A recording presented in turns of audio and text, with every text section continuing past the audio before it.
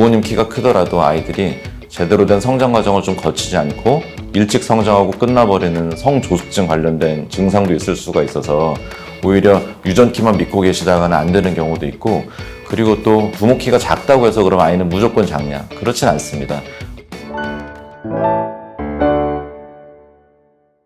안녕하세요. 저는 강남 세브란스 병원 소아청소년과에서 내분비 분야를 담당하고 있는 최현욱이라고 합니다.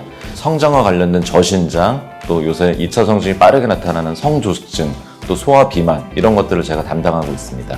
요새 부모님들께서 어려서부터도 키 성장에 관심을 많이 기울이시는 경우도 많고, 또 학업에 신경 쓰시느라고 성장할 수 있을 만한 시기를 좀 놓쳐서 오시는 경우도 많아서 그런 부분에 대해서 조언을 드리고자 합니다. 아직까지도 성장에서 유전이 가장 중요한 요소라는 거는 맞는 얘기입니다.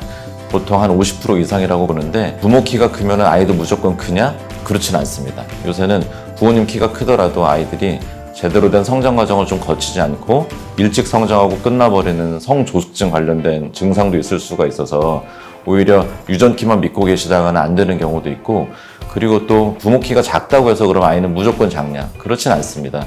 과거에 부모님 세대 때는 키가 굉장히 작았지만은 아이들은 점점 많이 커왔잖아요. 부모님 세대보다는 더 클 수 있는 가능성도 많기 때문에 유전이 100%라고 얘기하기는 좀 어렵습니다.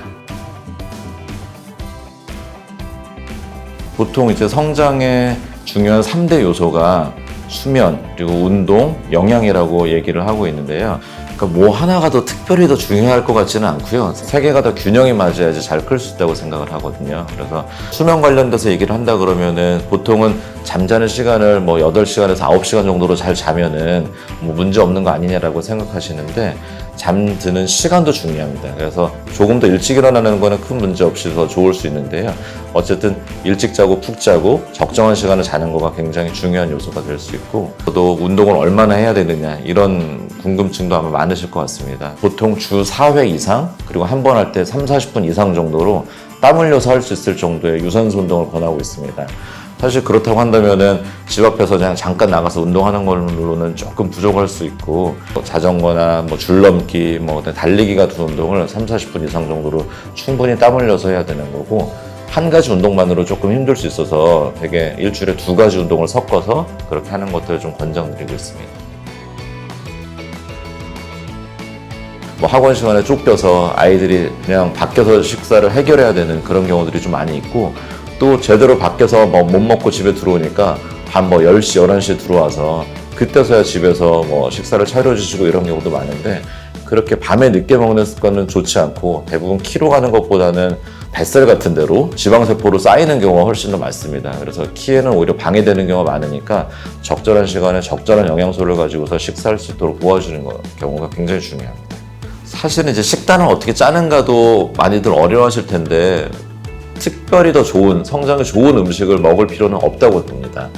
보통은 키 많이 크라고 이제 고기를 많이 먹이시는 경우가 많은데, 오히려 아이들 검사해보면은 그렇게 뚱뚱하지 않은데도 콜레스테롤이 많이 올라 있거나 중성지방이 높아져 있는 아이들도 많이 보게 됩니다. 그래서 고기 중심으로 먹는 그런 식사는 일주일에 한 2-3번 정도만 하더라도 충분하리라고 보고요.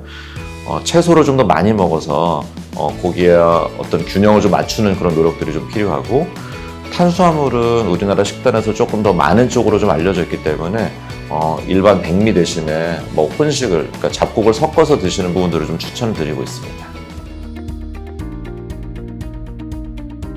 보통 성장 관련돼서 진료를 보면은 향후에 예상 키가 얼마가 되느냐 이런 거 궁금해 하시는 경우가 많은데, 보통 흔히 인터넷상에서 떠드는 공식이 있습니다. 이거는 부모 키 평균에서 남자애들은 6.5cm를 더하고 여자애들은 6.5cm를 빼서 그거를 이제 예상 키라고 얘기를 하게 되는데요.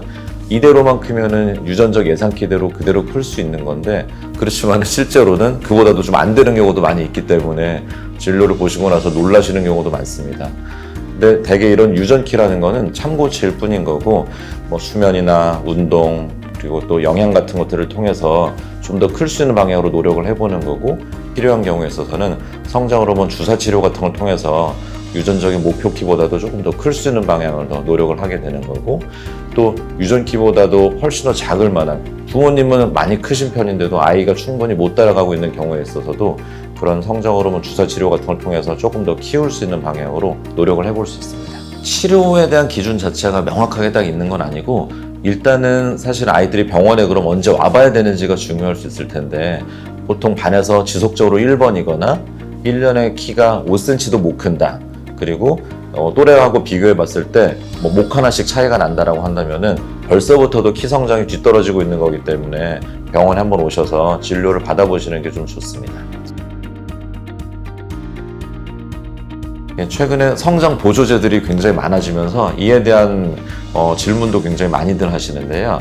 먹어서 키가 클 수 있는 약이나 식품은 아직까지 세계적으로 공인된 바는 없습니다.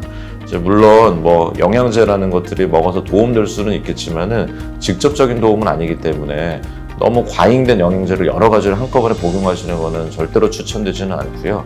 보통은 종합 비타민 한두 가지 정도, 그 정도만 하더라도 충분하리라고 생각하고 있고, 거기에 균형 잡힌 식사가 된다 그러면은 특별히 더 추가적인 영양제를 먹을 필요는 없다고 생각합니다.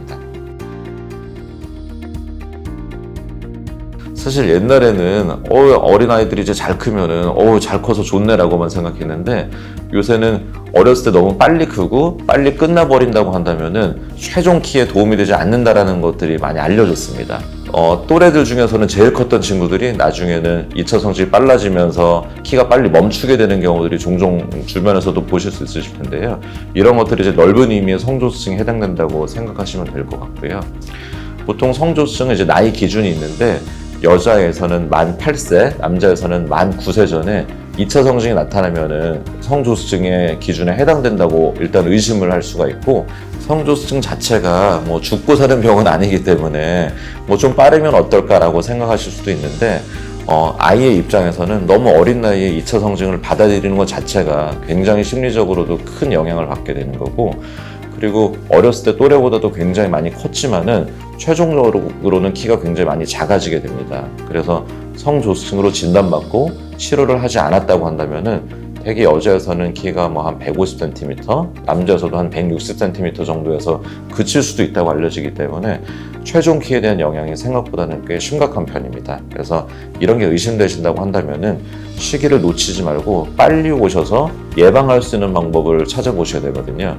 뼈 나이가 이미 다 진행됐고 벌써 성장이 마무리되는 단계로 넘어갔다 그러면은 그때 거꾸로는 돌릴 수 없기 때문에 의심되는 증상이 있다고 판단되시면은 병원에 와서 성장판 검사나 호르몬 검사들을 통해서 실제로 성조증 진단 기준에 맞게 진단이 된다 그러면은 2차 성징을 지연하는 치료를 하게 됩니다. 보통 아이들이 잘 자라기를 바라는 것은 모든 부모님의 소망이 될 텐데요. 부모님 키가 작더라도 자신들보다 더 크기를 바라시고, 또 부모님 키가 크더라도 최소한 자기 키 이상이 되기를 바라실 겁니다. 근데 대개는 그런 어떤 유전적인 부분으로 좀 더 넘어설 수 있도록 노력하려면은 어쨌든 가장 기본적인 것들은 잘 자고 잘 먹고 잘 뛰어놀고 운동하는 그런 습관을 들이는 거가 가장 중요한 요소가 될 것 같습니다. 어려서부터도 학원이나 여러 가지 배우는 것들도 물론 중요하겠지만은 운동을 할 수 있는 습관을 들일 수 있도록 같이 놀아주시고, 그다음에 먹는 것들도 인스턴트나 이런 것 대신에 부모님께서 해주시는 음식을 좋아할 수 있게 만드는 그런 노력을 더 도와주시고, 가능한 대로 잠도 좀 일찍 자고 차라리 좀 일찍 일어날 수 있는 그런 습관, 보통 우리가 좋은 이런 수면, 운동, 그다음에 식이 습관을 들일 수 있도록 어려서부터도 신경 써주시는 게 가장 중요한 요소가 될 것 같습니다.